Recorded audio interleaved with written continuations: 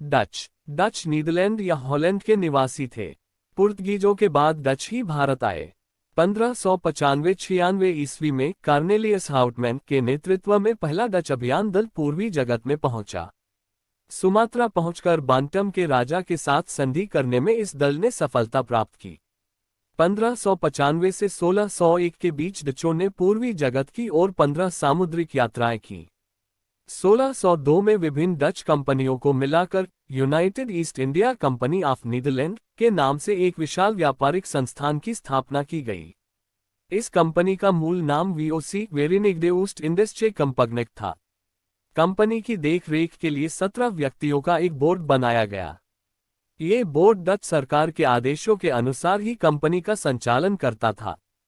Company की स्थापना के समय इसकी कुल प्रारंभिक पूंजी 65 लाख गिल्ड थी। कंपनी को हॉलैंड सरकार द्वारा 21 वर्षों के लिए भारत और पूर्वी जगत के साथ व्यापार करने और आक्रमण एवं विजय करने के संबंध में व्यापक अधिकार प्रदान किए गए। ओम प्रकाश, जो डच व्यापार के विषय पर विशेषज्ञ माने जाते हैं, के अनुसार प्रारंभिक चरण में डच मूल रूप से काली मिर्च तथा अन्य मसालों के व्यापार तक ही रुचि रखते थे। ये मसाले मूलतः इंडोनेशिया में मिलते थे, इसलिए डच कंपनी का वह प्रमुख केंद्र बन गया था। 1605 में डचों ने पुर्तगीजों से अंबायना ले लिया तथा धीरे धीरे मसाला द्वीप पुंज अर्थात इंडोनेशिया में उन्हीं को हराकर अपना प्रभाव स्थापित कर लिया। उन्होंने जकार्ता जीतकर 1619 में इसके खंडहरों पर बैटेविया नामक नगर बसाया। लंदन और दी हेग हॉलैंड की राजधानी में नामक नगर बसाया। लंदन और दी हेग हुए सम्मेलनों के फलस्वरूप डचों और अंग्रेजों के बीच 1619 में एक मैत्रीपूर्ण संधि हो गई, किंतु 2 वर्ष बाद ही फिर शत्रुता प्रारंभ हो गई। 1623 में अंबायना में 10 अंग्रेजों और 9 जापानियों का क्रूरतापूर्ण वध कर दिया गया। इस अंबायना नरसंहार के बाद डचों ने मलय द्वीपपुंज में और अंग्रेजों ने भारत में अपने को सीमित कर देना शुरू किया। डचों का भारत में व्यापारिक केंद्र सिमटने लगा और पूर्व एशिया में बैटेविया में केंद्रित होता गया। डच नौसेना नायक वादेर हेग सूरत एवं मालाबार में असफल होने के बाद 1605 में मसूलीपट्टनम में प्रथम डच फैक्ट्री की स्थापना की। दूसरी डच फैक्ट्री को पेत्तोपोली निजामपट्टनम में स्थापित किया गया। 1610 में डचों ने चंद्रगिरी के राजा के साथ समझौता करके पुलिकेट में एक अन्य फैक्ट्री की स्थापना की और इसे अपना मुख्यालय बनाया। डचों ने यहां पर अपने स्वर्ण सिक्के पैगोडा ढाले। डचों ने 1616 में सूरत में एवं 1641 में विमलीपट्टनम में फैक्ट्रियों की स्थापना की। बंगाल में प्रथम डच फैक्ट्री की स्थापना पीपली में सन 1627 में की गई। 1653 में हुगली के निकट चिंसुरा में डचों ने अपनी कोठी स्थापित की। बंगाल में अंग्रेजों की तरह डचों को भी अपनी फैक्ट्री की किलेबंदी करने की आज्ञा मिली थी। चिंसुरा के डच किले को गुस्तावुस फोर्ट के नाम से जाना जाता था। 1658 में डचों ने कासिम बाजार, बालासोर, पटना और नेगापट्टनम में अपनी फैक्ट्रियां स्थापित की। 1660 में गोलकुंडा में डच फैक्ट्री की स्थापना हुई। 1663 में कोचीन में भी फैक्ट्री की स्थापना हुई। कोचीन के मुटा शासन से डच कंपनी ने विशेष व्यापारिक सुविधाएं प्राप्त की, जिनमें सबसे महत्वपूर्ण थी पुड़ाकड़ और क्रांगनूर के बीच के क्षेत्र में काली मिर्च का एकाधिकार। औरंगजेब ने 1664 में डचों को 3.5% वार्षिक चुंगी पर बंगाल, बिहार और उड़ीसा में व्यापार करने का अधिकार दिया। 1690 में पुलिकेट के स्थान पर नेगापट्टनम को डच गवर्नर का मुख्यालय बनाया गया। मालाबार तटवर्ती प्रदेशों में कोचीन, कन्नौर और वेंगुर्ला डचों के व्यापारिक केंद्र थे। डच फैक्ट्रियों के प्रमुखों, जिन्हें फैक्टर कहा जाता था, को व्यापारियों के रूप में वर्गीकृत किया गया। डचों ने मसालों के स्थान पर भारतीय कपड़ों के निर्यात को अधिक महत्व दिया। ये कपड़े कोरोमंडल तट, बंगाल और गुजरात से निर्यात किए जाते थे।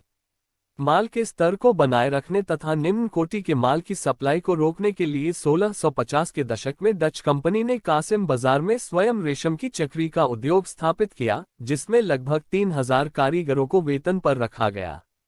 ओम प्रकाश के अनुसार यह प्रयास आधुनिक उत्पादन व्यवस्था के प्रारंभ की दृष्टि से उल्लेखनीय था। डचों द्वारा निर्यात की जाने वाली अन्य वस्तुओं में उत्तर प्रदेश और मध्य भारत से नील, मध्य भारत से कच्चा रेशम, बिहार और बंगाल से शोरा एवं नमक, गंगा घाटी से अफीम और बंगाल का कच्चा रेशम था। भारत से भारतीय वस्त्र को निर्यात की वस्तु बनाने का श्रेय डचों को जाता है। 1759 में अंग्रेजों से बेडरॉक बंगाल के युद्ध में डच पराजित हुए। इस पराजय ने भारत से उनकी शक्ति समाप्त कर दी। डच भारत में व्यापारिक स्वार्थों से प्रेरित होकर आए थे। डच व्यापारिक व्यवस्था सहकारिता अर्थात काटल पर आधारित थी। इस व्यवस्था का उल्लेख 1722 के दस्तावेज में किया गया है, जिसमें नेगापटम के डच गवर्नर और 6 तेलुगु व्यापारियों के बीच समझौते के विषय में स्पष्ट रूप से लिखा गया है। डच कंपनी में साझेदारों को जितना अधिक लाभ दिया जाता था, वह वाणिज्य इतिहास में रिकॉर्ड माना जाता है। लगभग 200 वर्षों के इतिहास में डच कंपनी ने औसत रूप से 18% लाभांश दिया था। अंग्रेज भारत में अंग्रेजों का आगमन डचों के बाद हुआ। हालांकि ईस्ट इंडिया कंपनी की स्थापना डच ईस्ट इंडिया कंपनी से पहले ही हो चुकी थी। सितंबर 1599 में लंदन में कुछ व्यापारियों ने लॉर्ड मेयर की अध्यक्षता में एक सभा का आयोजन किया। इसमें पूर्वी द्वीप समूह के साथ व्यापार करने की योजनाएं तैयार की गईं। इन व्यापारियों ने पूर्व के देशों के साथ व्यापार करने के आशय से 1599 में एक कंपनी का गठन किया। इसका नाम governor and company of Merchants of London trading into the East Indies रखा गया। इंग्लैंड की महारानी एलिजाबेथ प्रथम ने 31 दिसंबर 1600 में एक आज्ञापत्र द्वारा इसे 15 वर्षों के लिए पूर्वी देशों के साथ व्यापार करने का एकाधिकार प्रदान किया। कंपनी के प्रबंध के लिए एक समिति की व्यवस्था की गई।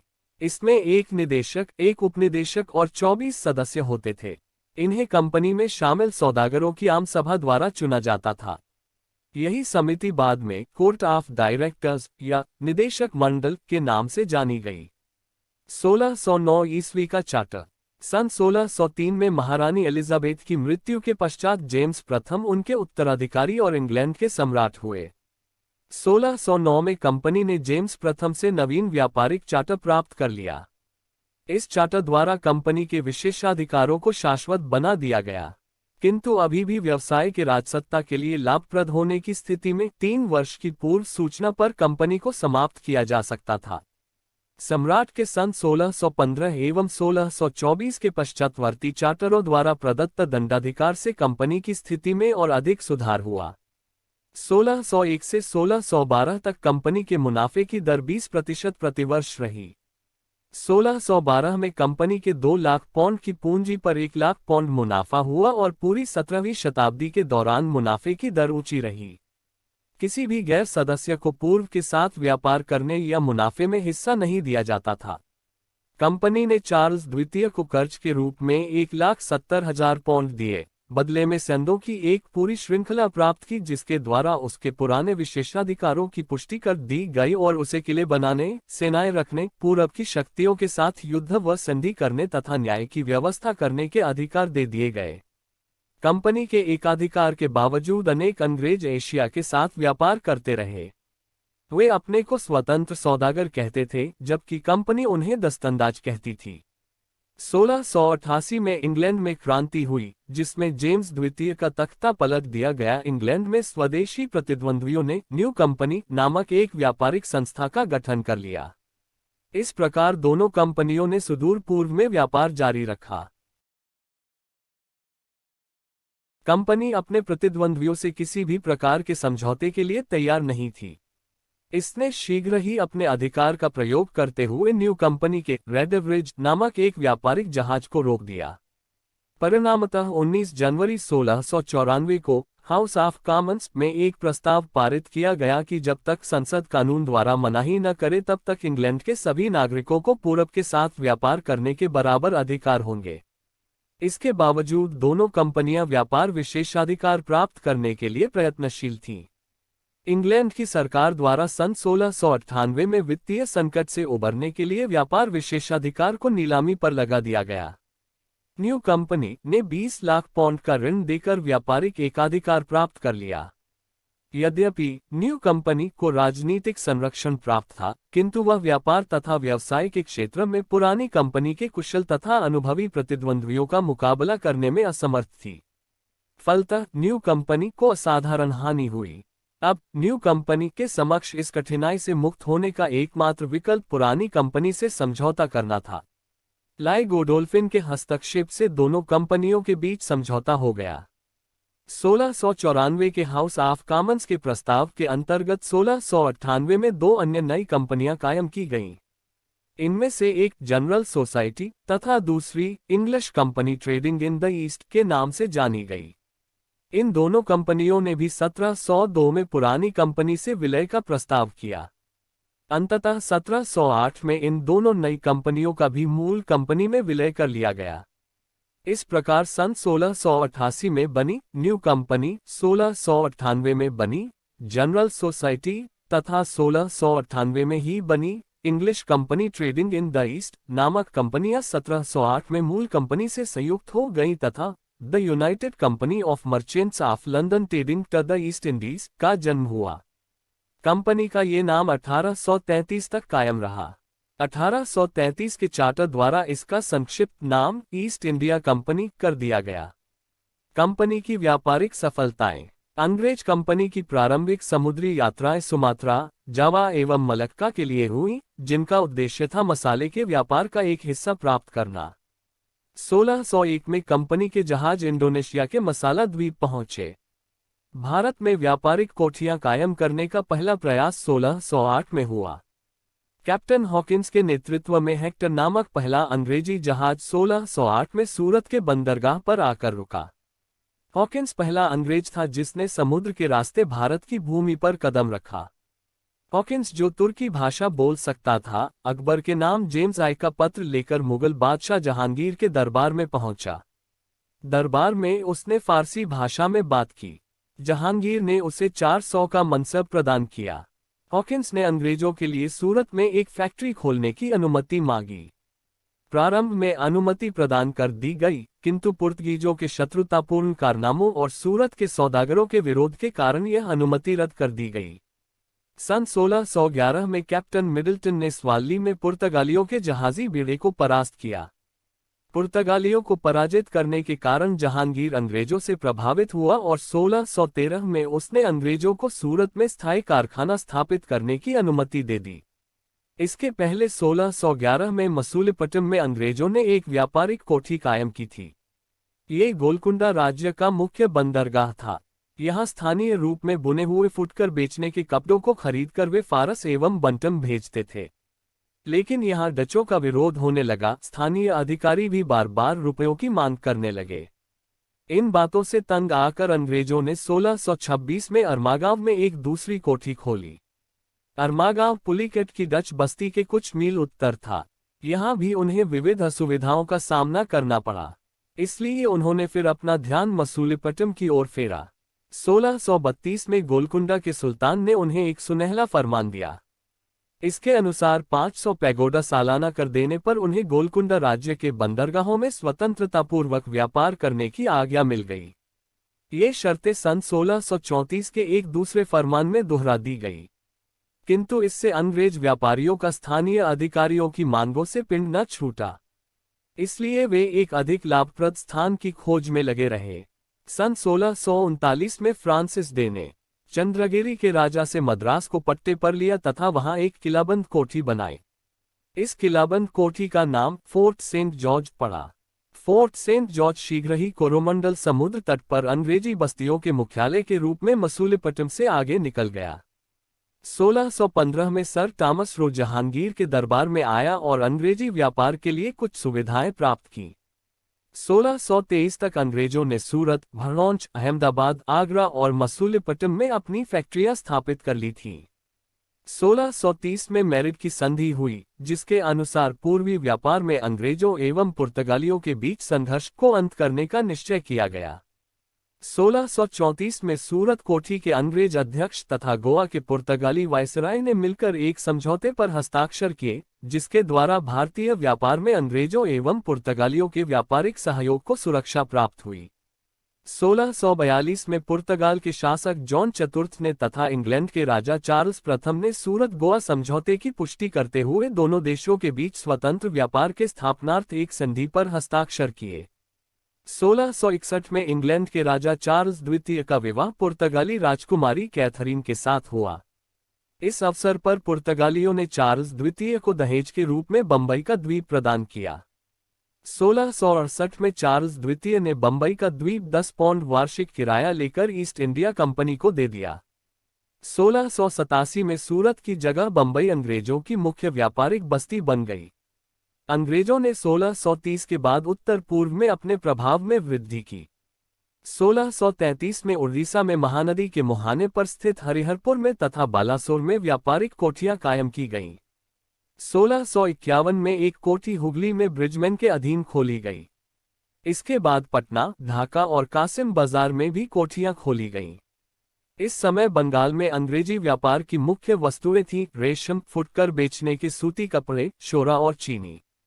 किंतु कोठी के अनियमित व्यक्तिगत व्यापार के कारण कंपनी को शुरू में कुछ समय तक लाभ बहुत कम हुआ। 1658 में बंगाल, बिहार, उड़ीसा और कोरोमंडल समुद्र तट की सभी बस्तियां फोर्ट सेंट जॉर्ज के अधीन कर दी गईं। 1669 में सर जॉर्ज ऑक्सेंडेन के उत्तराधिकारी के रूप में जेरल्ड ओगिया सूरत का प्रेसिडेंट और बंबई का गवर्नर बना। उसने संचालक समिति को लिखा कि अब समय का तकाजा है कि आप अपने हाथों में तलवार लेकर अपने सामान्य व्यापार का प्रबंध करें। कुछ ही वर्षों में डायरेक्टरों ने कंपनी की नीति में इस परिवर्तन को स्वीकार कर लिया तथा दिसंबर 1687 में मद्रास के प्रधान को लिखा कि आप असैनिक और सैनिक शक्ति का ऐसा शासन कायम कीजिए तथा उसकी प्राप्ति के लिए इतनी विशाल आय निकालिए और बनाए रखिए जो सदैव के लिए भारत में एक विशाल, सुगठित, सुरक्षित अंग्रेजी राज्य की नींव बन सके। मुख्यतः सर जोशुआ चाइल्ड इस नवीन नीति के लिए उत्तरदायी था, यद्यपि यह उसके साथ शुरू नहीं हुई। इस नीति का अनुसरण कर दिसंबर 1688 में उसके भाई सर जॉन चाइल्ड ने बंबई और पश्चिमी समुद्र तट के मुगल बंदरगाहों पर घेरा डाला। कई मुगल जहाजों को पकड़ लिया तथा मक्का जाने वाले धर्मयात्रियों को बंदी बनाने के लिए अपने कप्तान को लाल सागर और फारस की खाड़ी भेजा, परंतु औरंगजेब की सेना ने उन्हें पराजित किया।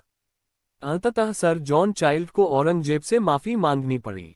अंग्रेजों ने सभी पकड़े गए जहाजों को लौटा दिया तथा हर्जाने के रूप में 1,50,000 रुपये देना स्वीकार किया। बंगाल में अंग्रेजी शक्ति का विकास। बंगाल में सर्वप्रथम अंग्रेजों को व्यापारिक छूट 1651 में प्राप्त हुई जब गैब्रियल बांटन ने, जो कि बंगाल के सूबेदार शाह शुजा के साथ दरबारी चिकित्सक के रूप में रहता था, एक लाइसेंस अंग्रेजी कंपनी के लिए प्राप्त किया। इसके द्वारा 3,000 रुपया वार्षिक कर के बदले में कंपनी को बंगाल, बिहार, उड़ीसा में मुफ्त व्यापार करने की अनुमति दी गई। 1656 में एक दूसरा निशान मंजूर किया गया जिसके तहत बिना किसी बाधा के अंग्रेजों को व्यापार करने की अनुमति की पुनः पुष्टि की गई, किंतु शुजा के उत्तराधिकारियों ने इस निशान को अपने ऊपर लाजमी नहीं समझा। उन्होंने इस बात की मांग की कि अंग्रेज अपने बढ़ते हुए व्यापार के कारण दूसरे सौदागरों के समान ही कर दें। कंपनी ने शाइस्ता खां से 1672 में एक फरमान प्राप्त किया जिसमें उसे कर अदा करने से मुक्ति मिल गई। बादशाह औरंगजेब ने 1680 में एक फरमान जारी किया जिसमें यह आदेश दिया गया कि कोई चुंगी के लिए कंपनी के आदमियों को तंग न करे और न उसके व्यापार में रुकावट डाले। इसमें यह भी आदेश था कि अंग्रेजों से 2% चुंगी के अतिरिक्त 1.5% जजिया के रूप में भी लिया जाएगा। कंपनी ने अंत में शक्ति के द्वारा अपनी रक्षा करने का निर्णय किया। अक्टूबर 1686 में अंग्रेजों ने हुगली को लूट लिया, परंतु औरंगजेब द्वारा पराजित होने पर वे हुगली से भाग खड़े हुए। इससे छोड़ वे नदी के बहाव की ओर चलकर नदी के मुहाने पर स्थित एक ज्वारग्रस्त द्वीप में पहुंचे। यहां से जाब चानोक ने समझौते की बातचीत शुरू कर दी। परिणामस्वरूप अंग्रेजों को 1687 की शरद ऋतु में सुल्तानाती में लौट आने की आज्ञा मिल गई। जाब चानोक ने अगस्त 1690 में सुल्तानाती में एक अंग्रेजी कोठी स्थापित की। इस प्रकार ब्रिटिश भारत की भावी राजधानी की नींव पड़ी। फरवरी 1691 में बंगाल के सूबेदार शाइस्ता खां के उत्तराधिकारी इब्राहिम खां ने एक फरमान जारी किया जिसके अनुसार अंग्रेजों को 3,000 रुपये वार्षिक कर के बदले चुंगी कर की अदायगी से मुक्ति मिल गई। बर्दवान जिले के एक जमींदार शोभा सिंह के विद्रोह के कारण अंग्रेजों को 1696 में अपनी नई कोठी की किलेबंदी की अनुमति मिल गई। बंगाल के सूबेदार अजीम उस्सान ने 1698 में अंग्रेजों को सुल्तानाती, कलिकता और गोविंदपुर नामक 3 गांवों की जमींदारी प्रदान की, जिसके बदले में उन्हें इन गांवों के मालिकों को 1200 रुपये देने पड़े। इंग्लैंड के सम्राट के सम्मान में उक्त किलाबंद व्यावसायिक प्रतिष्ठान का नाम फोर्ट विलियम रखा गया। सर चार्ल्स आय इसका पहला प्रेसिडेंट हुआ। सन 1700 में ये पहला प्रेसिडेंसी नगर घोषित किया गया जो सन 1774 से 1911 तक ब्रिटिश भारत की राजधानी रहा। नारिश मिशन 1698 ईस्वी। 1698 में इंग्लैंड के राजा विलियम तृतीय ने एक अन्य कंपनी कायम की, English company trading in the east के नाम से जानी गई। इस कंपनी ने अपने लिए व्यापारिक सुविधाएं प्राप्त करने के उद्देश्य से सर विलियम नारिश को औरंगजेब के दरबार में राजदूत के रूप में भेजा, किंतु इसका कोई फल न निकला। ब्रिटिश मंत्रिमंडल से कुछ दबाव पड़ने पर दोनों कंपनियों ने 1702 में संयुक्त होने का निश्चय किया, जो 1708-09 में गोडोल्फिन के अरल के फैसले के अनुसार कार्य रूप में परिणत हुआ। जॉन सरमन मिशन 1715 ईस्वी। कंपनी ने सन 1715 में जॉन सरमन की अध्यक्षता में कलकत्ता से एक दूतमंडल मुगल दरबार में भेजा। इस प्रतिनिधिमंडल ने कंपनी को औरंगजेब के समय से प्राप्त विशेषाधिकारों के अतिरिक्त बंगाल में सिक्का निकालने तथा कलकत्ता के नजदीक के 38 गांवों को खरीदने की आज्ञा की याचना की। इस दूतमंडल में एडवर्ड स्टीफेंसन, विलियम हैमिल्टन नामक सर्जन और ख्वाजा सेरहिद नामक एक आर्मीनियन दुभाषिया थे। हैमिल्टन ने बादशाह फर्रुखसियर की एक दर्दनाक बीमारी छुड़ाने में सफलता प्राप्त की। फलतः फर्रुखसियर अंग्रेजों से प्रसन्न हो गया। उसने 1717 में एक शाही फरमान जारी किया जिसके तहत कंपनी को निम्नलिखित विशेषाधिकार प्राप्त हुए। 3000 रुपये वार्षिक कर के बदले में कंपनी को बंगाल में मुक्त व्यापार करने की छूट मिल गई। 10,000 रुपये वार्षिक कर देने के बदले में कंपनी को सूरत में सभी करों से मुक्ति मिल गई। बंबई में कंपनी द्वारा ढाले गए सिक्कों के संपूर्ण मुगल राज्य में चलाने की आज्ञा मिल गई। ब्रिटिश इतिहासकार ऑर्म ने इसे कंपनी का मैग्ना कार्टा कहा है। बंगाल के सूबेदार मुर्शिद कुली जाफर खान ने अंग्रेजों को 38 गांवों को दिए जाने का विरोध किया। 1717 के फरमान से अंग्रेजों को जो अधिकार प्राप्त हुए उससे उनको बहुत लाभ हुआ और न केवल बंगाल में बल्कि पूरे भारत में अपनी शक्ति बढ़ाने का अवसर प्राप्त हो गया। डैन। अंग्रेजों के बाद डैन 1616 में भारत आए। तंजौर जिले के ट्रांकेबो में 1620 में उन्होंने अपनी पहली फैक्ट्री स्थापित की। इसके बाद बंगाल के सीरमपुर में 1676 में उन्होंने अपनी दूसरी फैक्ट्री स्थापित की। 1745 में उन्होंने अपनी सभी फैक्ट्रियां ब्रिटिश कंपनी को बेच दी और वे भारत से चले गए। एक स्वीडिश ईस्ट इंडिया कंपनी की स्थापना सन 1731 में हुई, परंतु उन्होंने अपना व्यापार चीन के साथ कायम किया।